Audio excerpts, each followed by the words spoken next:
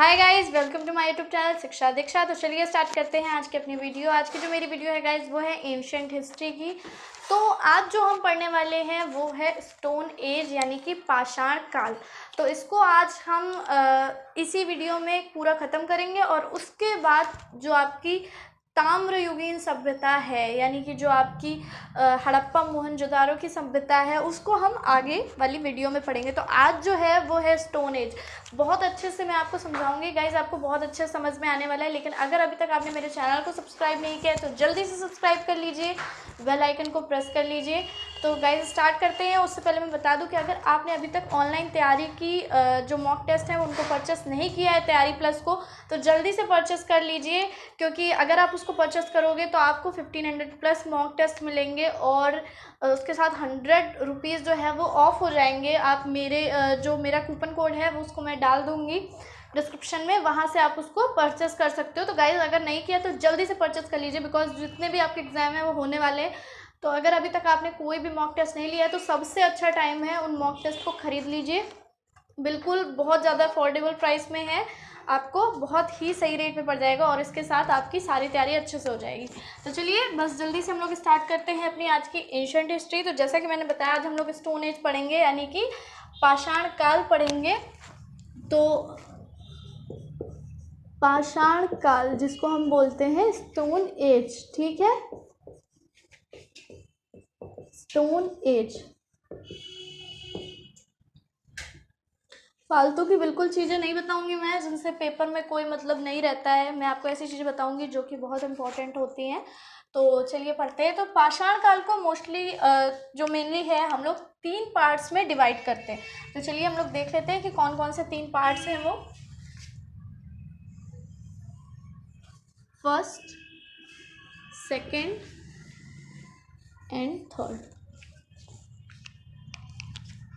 तो पहला है पुरा पाषाण काल यानी कि पैलियोलिथिक।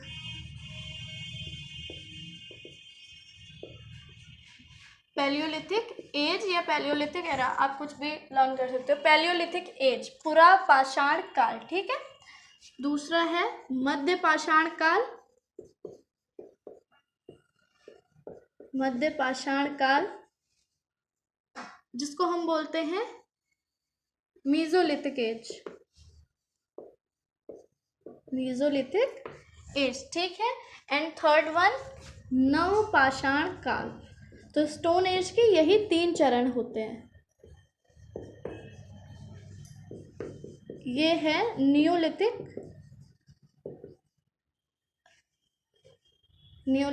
एज, ठीक है, यानी कि नव पाषाण काल। अब हम ये भी देख लेते हैं कि कब से कब तक को हम पूर्व पाषाण या पूरा पाषाण काल बोलते हैं, पूरा पाषाण काल, और कब से कब तक को मध्य पाषाण काल, और कब से कब तक को हम नव पाषाण काल बोलते हैं, ये भी देख लेते हैं।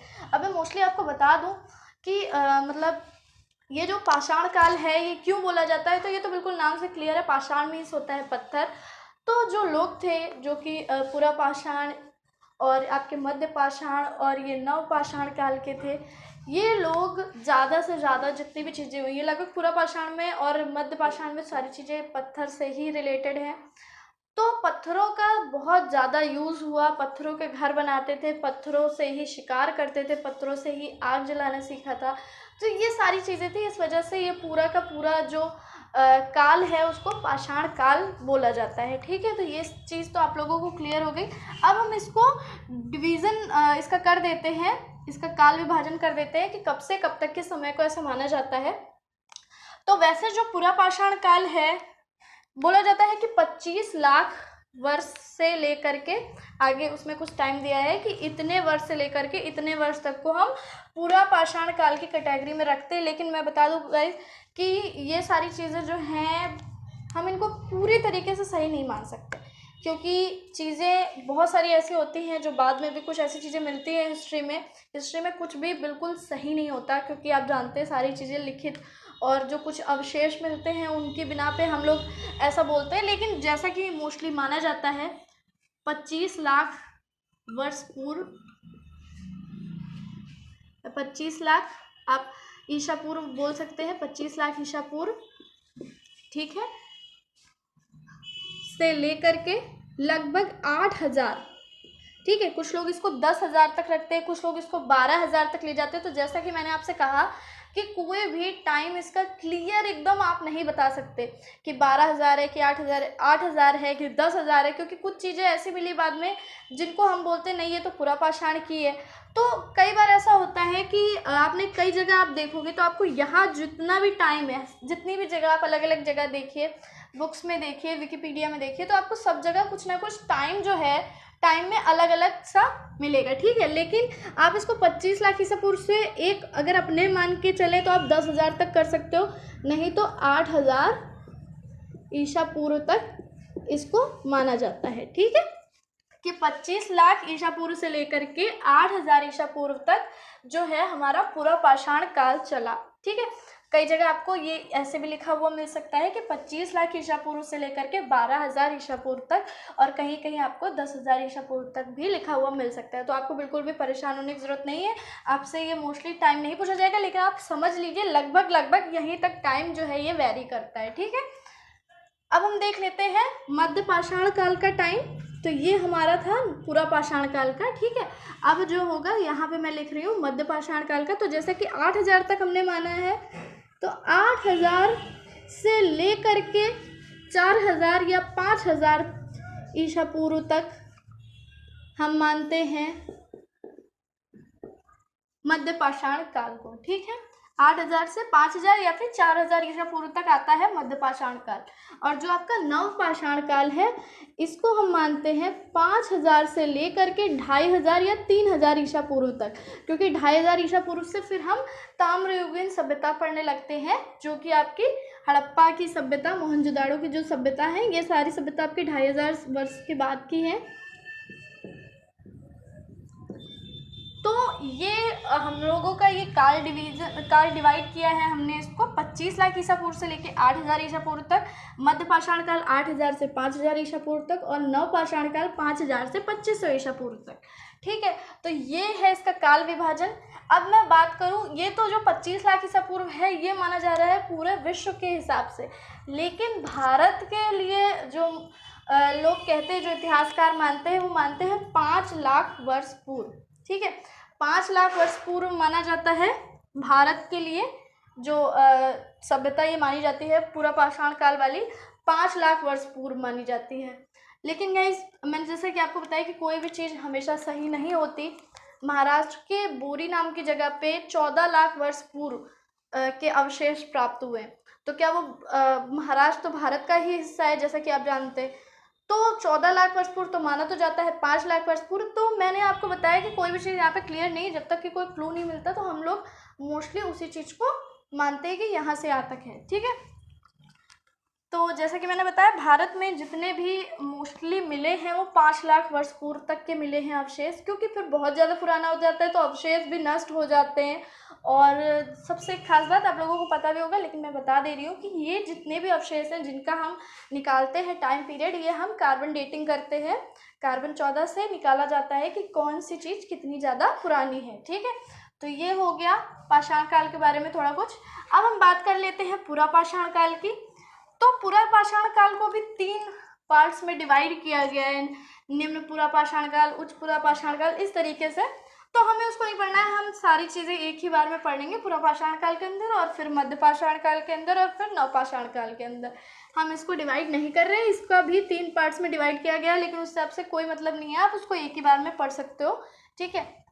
तो जितना इम्पोर्टेंट डेटा है हमको उसको ही लेके चलना है। तो चलिए अब हम देखते हैं पूरा पाषाण कालीन स्थल क्या क्या मिले भारत में, और इसके साथ साथ कैसे क्या चीज़ें थी, क्या हथियार थे उस समय के।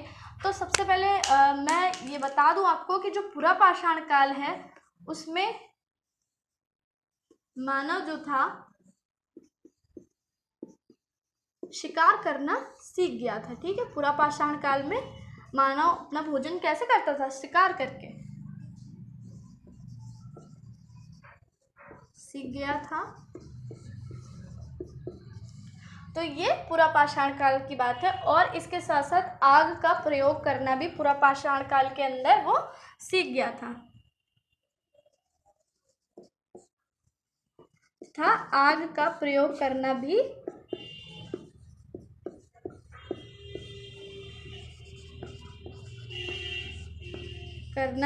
सीख गया था। प्राचीन मानव जो कि होमो इरेक्टस बोले जाते हैं, उनके कुछ अवशेष प्राप्त होते हैं। अब मैं आपको बता दूं कि कौन कौन सी ऐसी जगहें हैं जहां से पूरा पाषाण काल के अवशेष मिलते हैं। तो सबसे ज़्यादा फेमस जो है वो है नर्मदा घाटी। ठीक है, पूरा पाषाण कालीन ये स्थल हैं, आप अपनी हेडिंग डाल के लिख सकते हो, पूरा पाषाण कालीन स्थल।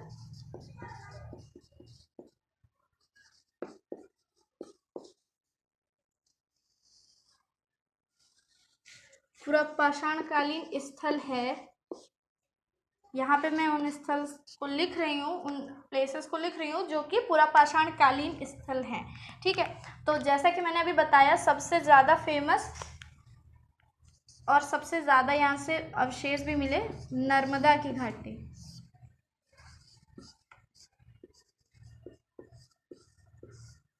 ठीक है, नर्मदा की घाटी मोस्टली मध्य प्रदेश से पूरा पाषाण कालीन सभ्यता के बहुत ज़्यादा अवशेष पाए गए।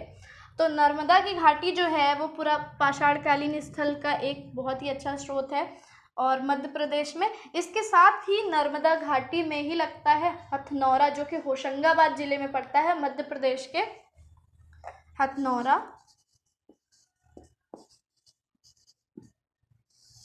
वहाँ से मानव खोपड़ी पाई गई थी जो कि होमो इरेक्टस मानव की थी, यानी कि प्राचीन मानव।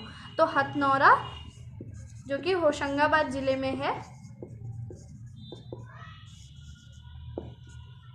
मध्य प्रदेश। ठीक है, एमपी।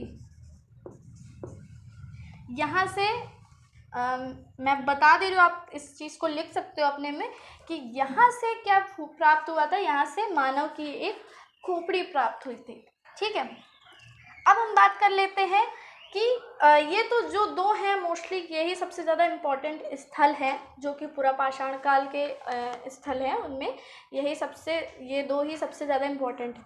अब हम बात कर लेते हैं कुछ कि क्या हथियार प्राप्त हुए थे, कौन सी चीज़ें थी जिनसे लोग शिकार करते थे। ठीक है, तो शिकार करने की जो मोस्टली चीज़ें प्राप्त हुई वो थी हैंड एक्स। ये आपको ध्यान रखना है, ये हथियार हैं जो कि प्राप्त हुए हथियार। ठीक है, हथियार में क्या क्या प्राप्त हुआ पूरा पाषाण कालीन, तो हैंड एक्स यानी कि हम इसको बोलते हैं हस्त कुठार। ठीक है, हस्त कुठार। इसके अलावा क्लीवर जिसको बोला जाता है विदारणी। ठीक है, पैबुला, ये सारे चीज़ें प्राप्त हुई पूरा पाषाण कालीन हथियारों के रूप में। ठीक है, अब मैं आपको बता दूं कैसे थे। जैसे कि आप जानते ही हैं कि सारी चीज़ें पत्थरों की होती थी, तो ये सारी चीज़ें पत्थरों की ही थी। पत्थरों में रस्सी बांध करके या पत्थरों में कुछ लगा करके या सिर्फ पत्थर से, पहले तो सिर्फ पत्थर से नुकीला पत्थर ढूंढते थे ये लोग जो कि काम करे हैंड एक्स का, क्लीवर का। इस तरीके के इन्होंने हथियार लगभग इसी से ही बनाए, इन पत्थरों से ही बनाए। और जो मोस्टली हथियार पूरा पाषाण कालीन सभ्यता के लिए जाने जाते हैं वो है हैंड एक्स, हस्त कुठार, क्लीवर जो कि विदारणी बोला जाता है, और पेबुला। ठीक है, तो ये सारी चीज़ें हो गई पूरा पाषाण काल के बारे में कि पूरा पाषाण काल में क्या क्या था। फिर से एक बार हम लोग देख लेते हैं। 25 लाख ईसा पूर्व से लेके 8000 ईसा पूर्व को हम पूरा पाषाण काल बोलते हैं, और भारत में पूरा पाषाण काल माना जाता है 5 लाख ईसा पूर्व से। माना जाता है कि हिमयुग जब हुआ था, जिसको प्लीस्टोस्टीन बोलते हैं, उस टाइम से भारत में जो है पाषाण कालीन सभ्यता की शुरुआत हुई थी। ठीक है, तो मानव शिकार करना सीख गया था, आग का प्रयोग करना भी सीख गया था, और पूरा पाषाण कालीन स्थल जो प्राप्त हुए वो नर्मदा की घाटी इससे प्राप्त हुए, और हथनौरा होशंगाबाद से, हथनौरा से मानव की खोपड़ी प्राप्त हुई। और रॉबर्ट ब्रूस फूट जो थे, रॉबर्ट ब्रूस फूट, उनको 1863 में प्राप्त हुई थी पहली बार एक हैंड एक्स मिली थी। ठीक है, यानी कि हस्त कुठार उनको पहली बार मिली थी खुदाई में। रॉबर्ट ब्रूस फूट, इसको आप लिख सकते हो। ये सारी चीज़ें कुछ ऐसी हैं जिनको मैं बोल के बता रही हूँ, उनको आप लिख लो इंपॉर्टेंट नोट्स करके। तो रॉबर्ट ब्रूस फूट ने जब 1863 में खुदाई की थी तो उनको पहली बार हैंड एक्स मिली थी। ठीक है, चलिए अब हम बात कर लेते हैं मध्य पाषाण काल की। तो ये मध्य पाषाण काल, पुरा पाषाण काल और नव पाषाण काल के बीच का समय है, ठीक है। तो इसको हम मानते हैं 8000 से 5000 ईसा पूर्व तक। अब चलिए देखते हैं इसके बारे में थोड़ा।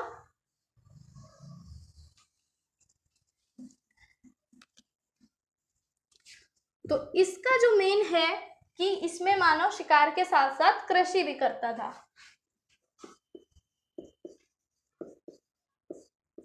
शिकार के साथ कृषि करना भी सीख गया था, ठीक है।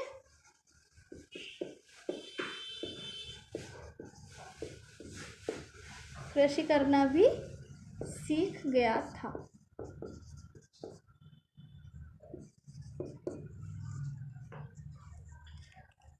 और इसमें मैं आपको बता दूं, इसमें जो टूल्स प्राप्त हुए उनको माइक्रोलिथ टूल्स बोला जाता है, यानी कि सूक्ष्म तरह के हथियार प्राप्त हुए, सूक्ष्म पाषाणकालीन हथियार प्राप्त हुए, जैसे कि माइक्रो ब्लेड है ना, छोटे छोटे से हथियार। इसके अलावा जिसको हम बोलते हैं खल्लर मूसर, सॉरी सिलबट्टा, ठीक है, सिलबट्टा प्राप्त हुआ।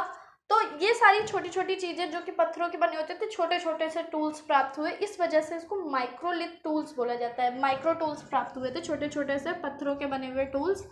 और जो चीज़ें थी लाइक जैसे आपका ये हो गया हैंड एक्स हो गया, क्लीवर हो गया, ये थोड़ा सा पहले से ज़्यादा शार्प था, पहले से ज़्यादा नुकीला था, ठीक है। तो इन चीज़ों को भी हम लिखते हैं। अब यहाँ पे हम पहले देख लेते हैं मध्य पाषाणकालीन स्थल कौन कौन से हैं, ठीक है। तो मध्य पाषाणकालीन स्थल, मेन चीज जो आपकी ये आई है कि शिकार के साथ साथ कृषि करना भी सीख गया था, ठीक है। मध्य पाषाणकालीन में यही है। अब मध्य पाषाणकालीन स्थल हम लोग देखते हैं।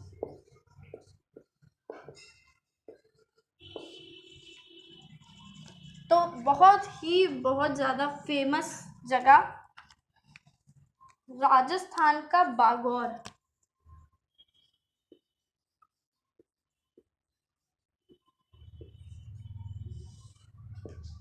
राजस्थान स्थित बागौर जो है कुठारी नदी के पास स्थित है बागौर, ठीक है।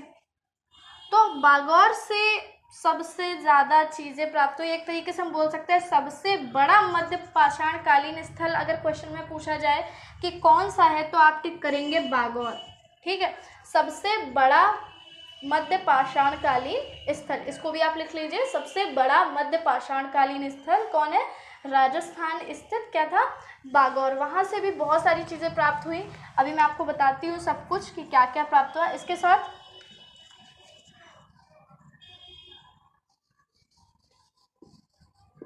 भीमबेटका, इसको भीमबेटका भी लिखते हैं कुछ लोग, भीमबेटका या भीमबेटका, आप कुछ भी लिखे। भीमबेटका की जो गुफाएं हैं,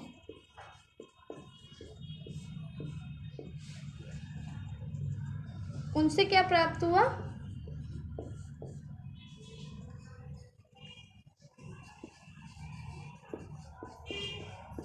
भित्ति चित्र प्राप्त हुए। तो भीमबेटका जो कि है मध्य प्रदेश में है ये। रातापानी अभ्यारण्य जो है वो अब इसके संरक्षण में, या बोल सकते हैं ये रातापानी अभ्यारण्य के संरक्षण में है, मध्य प्रदेश में स्थित है भीमबेटका। तो भीमबेटका की गुफाएं, जो भीमबेटका है वहाँ भी कई चीज़ें मिली, जैसे कि मोस्टली जो वो प्रसिद्ध है वो इसीलिए प्रसिद्ध है कि वहाँ पे लगभग 600 गुफाएं हैं जहाँ पे छोटे छोटे से भित्ति चित्र प्राप्त हुए हैं। जैसे कि उन लोगों ने ऐसा कुछ बनाया है, जैसे कोई हिरन भाग रहा है, कुछ भी भाग रहा है, वो शिकार कर रहे हैं, ऐसे छोटे छोटे से चित्र हैं। तो ये सारी चीज़ें जो हैं, ये सारी चीज़ें प्राप्त हुई।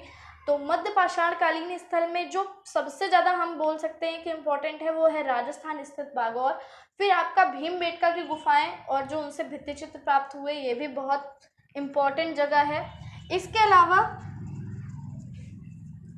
उत्तर प्रदेश से भी बहुत फेमस जगह है जो कि मध्य पाषाणकालीन स्थल के लिए फेमस है, जैसे कि मेहदहा। ये तो आप समझ गए होंगे, भीमबेटका एमपी में है, इसको आप लिख भी सकते हो अपने लिए।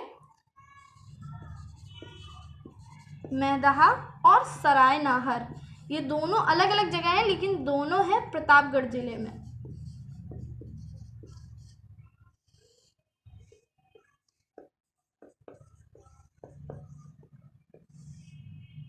प्रतापगढ़ यूपी, ठीक है।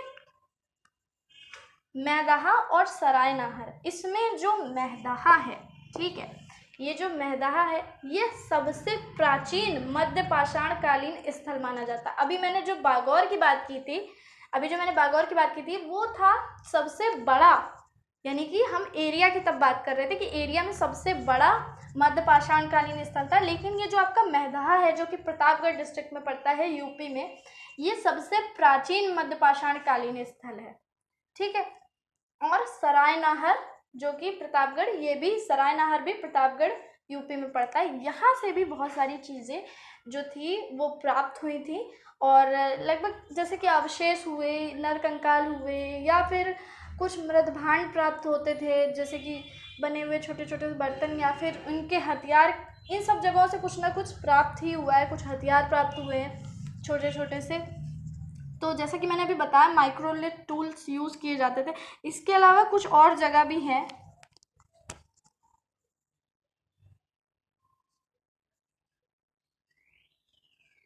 जैसे कि चौपानी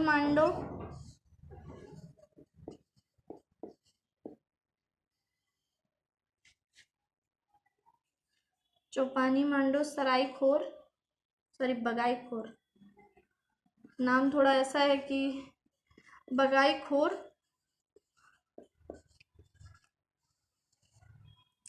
ये भी यूपी की ही जगहें हैं जो कि मध्य पाषाण कालीन स्थल हैं, जो कि प्राप्त हुए, जिनसे बहुत सारी चीज़ें प्राप्त हुई। चौपानी मांडो से चावल के कुछ अवशेष मिले, जो कि सबसे ज़्यादा, जिनकी कार्बन डेटिंग हुई, जो सबसे ज़्यादा पुराने बताए जाते हैं। वैसे कोल्डी हवा, मेहरगढ़, इनसे भी मिले थे, लेकिन इससे जो चौपानी मांडो से जो चावल मिला है, चावल का अवशेष, जंगली चावल का मिला है, वो सबसे ज़्यादा पुराना बताया जाता है। उसकी जब कार्बन डेटिंग हुई तो सबसे ज़्यादा पुराना ये चौपानी मांडो का जो है माना जाता है। और बगाईखोर, ये दोनों भी आपके यूपी में ही पड़ते हैं, ठीक है, बगाईखोर, इन सब। तो गाइज ये तो थे कुछ यूपी के स्थल, और मध्य पाषाण काल के जो स्थल हैं वो बहुत ज़्यादा मात्रा में, और नव पाषाण काल के तो उससे भी ज़्यादा मात्रा में प्राप्त हुए। लेकिन हम सिर्फ कुछ मेन जो हैं उन जगहों को देखेंगे, तो इसमें कुछ काफ़ी जगहें ऐसी हैं जो मेन हैं। तो दो जगह मैं आपको और बता दूं, दो स्थल ऐसे और हैं जो एमपी के हैं, वो भी थोड़ा मेन है, तो उनको भी हम लोग देख लेते हैं। तो उसमें से एक है आदमगढ़।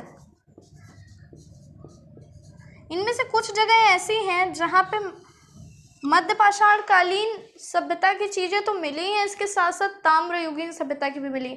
तो जब आप ये पढ़ोगे हड़प्पा वगैरह, तो कुछ नाम इससे आएंगे उसमें, क्योंकि कुछ चीज़ें जो दोनों में कॉमन है, जो मिली हैं, जो उनकी भी मिली हैं और इनकी भी मिली है। मतलब कि वो वाली सभ्यता, पाषाणकालीन सभ्यता, उसका भी कुछ ना कुछ मिला है, और उसके बाद जो आपकी हड़प्पा वगैरह सभ्यता है, उनका भी कुछ ना कुछ मिला है। तो आदमगढ़ ये भी जो है आपके एमपी में होशंगाबाद में पड़ता है, ये भी होशंगाबाद ज़िले में। और इसके साथ साथ पंचमढ़ी, ये दोनों पड़ते हैं आपके एमपी में, मध्य प्रदेश में। ये हो गए आपके सारे इम्पोर्टेंट स्थल। और मैं बता दूं, आदमगढ़ जो है वहाँ से पशुपालन के साक्ष्य और कृषि के साक्ष्य तो सब जगह से ही मिले, लेकिन कृषि करना सीख गया था, लेकिन कृषि इतना ज़्यादा मोस्टली बड़े लेवल पे नहीं होती थी। हम बोल सकते हैं एक तरीके से जंगली कृषि थोड़ा मोड़ा जैसे उगा लिया। और इसके साथ पशुपालन, इसकी एक खास बात भी है जो कि मैंने नहीं लिखा है, यहाँ पे मैं लिख दूँ, पशुपालन, ठीक है। तो शिकार तो चलिए करता ही था, शिकार के साथ साथ कृषि और पशुपालन दो मेन काम हो गए थे, ठीक है। पशुपालन भी हो रहा था और इसके साथ साथ कृषि, लेकिन कृषि इतनी ज़्यादा विस्तृत रूप से नहीं, छोटे मोटे रूप से कुछ जंगली कृषि होती थी, थोड़े बहुत जैसे जंगली चीज़ें मिली। तो आदमगढ़ से भी पशुपालन के साक्ष्य मिले, और पंचमढ़ी से दो शैलाश्रय मिले, जम्बू द्वीप और डोरथो द्वीप मिला है। तो ये दो शैलाश्रय मिले हैं। ठीक है, तो ये हो गए आपके मध्य पाषाण कालीन इंपॉर्टेंट सारे स्थल, तो इनको आपको नोट कर लेना है। और इसके साथ मैं बता दूं कि जो टूल्स मिले, ठीक है, जिनको माइक्रोलिथ टूल्स बोला जाता है, मध्य पाषाण कालीन हथियार कौन कौन से मिले, इनको हम बोलते हैं माइक्रोलिथ टूल्स। माइक्रोलिथ टूल्स इसमें मिली कुछ माइक्रो ब्लेड्स,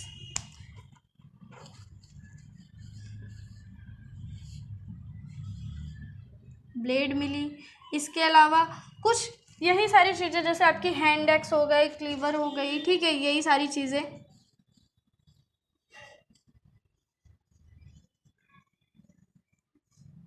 एज,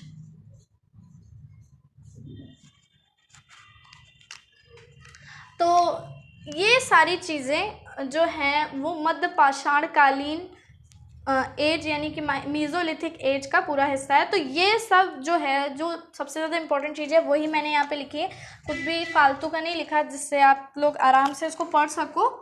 और चलिए अब हम लोग देखते हैं नवपाषाण काल, ठीक है।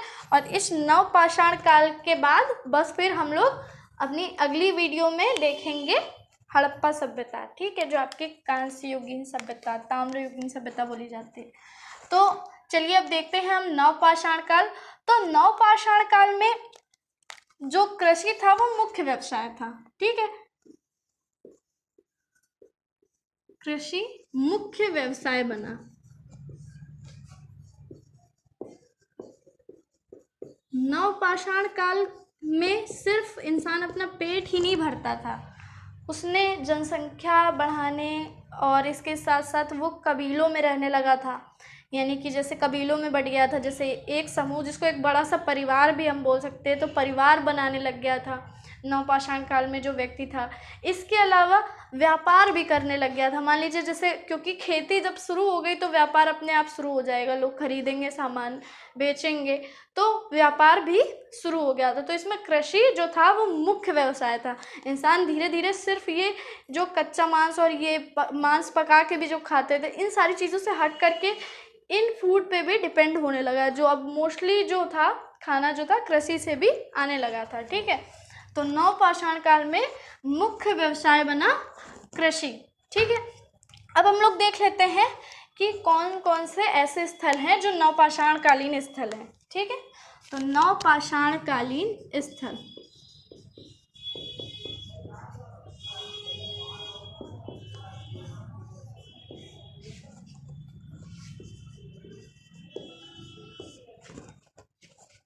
नवपाषाण कालीन स्थल, तो नवपाषाण कालीन स्थल में है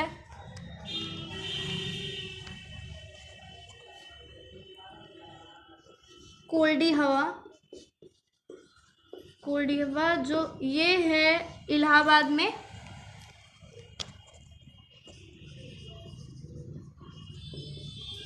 इलाहाबाद में है ये, से धान की खेती के यानी कि चावल की प्रमाण मिले, चावल की खेती के प्रमाण मिले।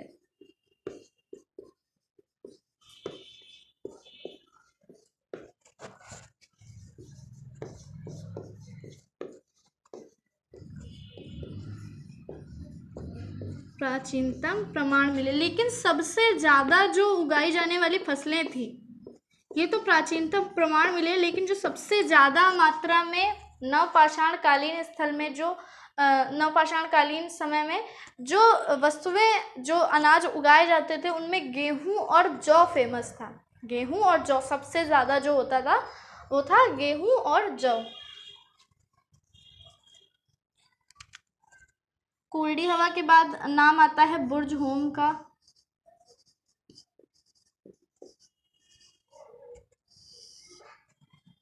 बुर्ज होम जो कि है जम्मू कश्मीर में था, तो है बुर्ज होम से भी बहुत सारी ऐसी चीज़ें मिली। बुर्ज होम में ज़्यादा खेती का कोई प्रमाण ज़्यादा नहीं पाया गया, मतलब वहाँ के लोग जो थे अभी भी किस पे डिपेंड थे, शिकार पे डिपेंड थे। खेती का कोई थोड़ा बहुत अगर साक्ष्य मिला हो तो मिला हो, खेती का कोई ज़्यादा साक्ष्य नहीं मिला।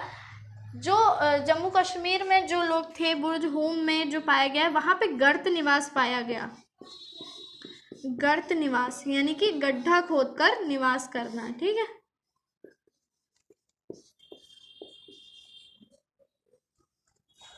इसके साथ साथ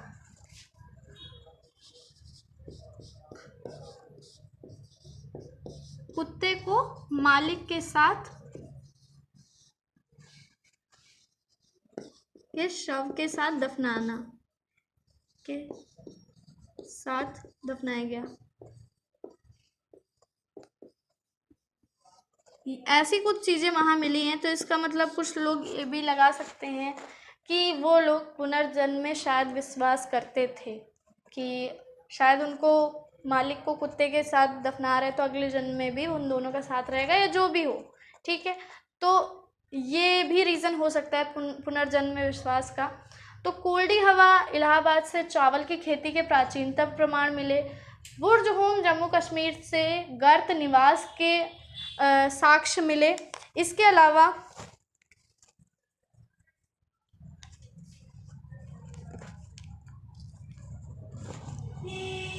एक जगह है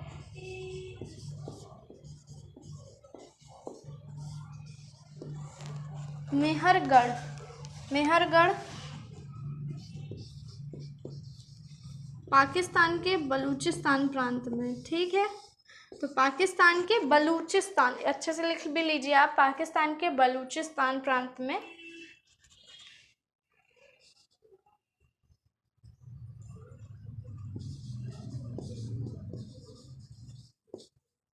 से भी चावल के प्राचीनतम प्रमाण मिले।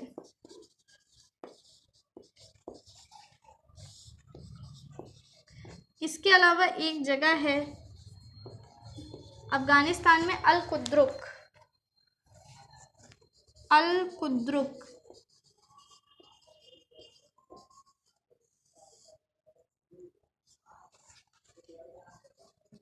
अफगानिस्तान।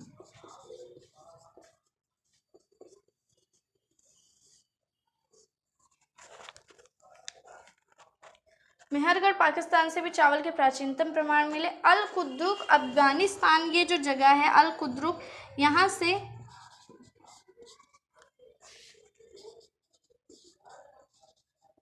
जंगली भेड़ बकरियों के पालने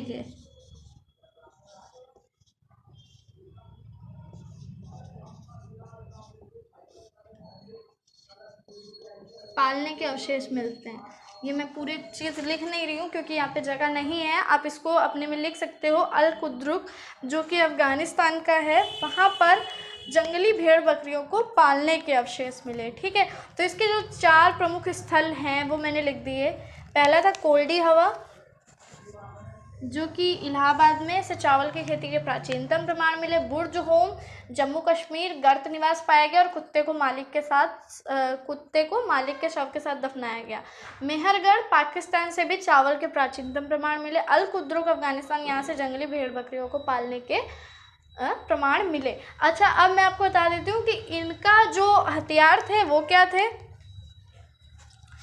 तो यहाँ मैं लिख दे रही हूँ इनके हथियार, या यहाँ शायद आ ना पाए तो मैं यही लिख दे रही हूँ।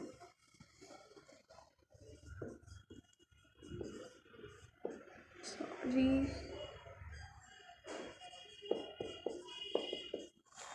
इनके हथियार कुल्हाड़ी बहुत ज़्यादा यूज़ होने लगी इस टाइम, और बिल्कुल अच्छे शेप में थी।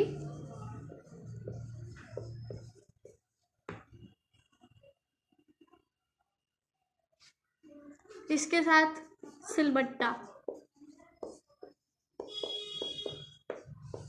तो ये कुछ चीज़ें हथियार या बोल सकते हैं आप, उपकरण बोल सकते हैं, क्योंकि सिलबट्टा कोई हथियार नहीं है, लेकिन उपकरण बोल सकते हैं आप, क्योंकि इससे ये खाने का कुछ कर सकते थे या पीसते होंगे कुछ भी, क्योंकि सिलबट्टे से जैसे कि आज भी मोस्टली लोग पीसते हैं।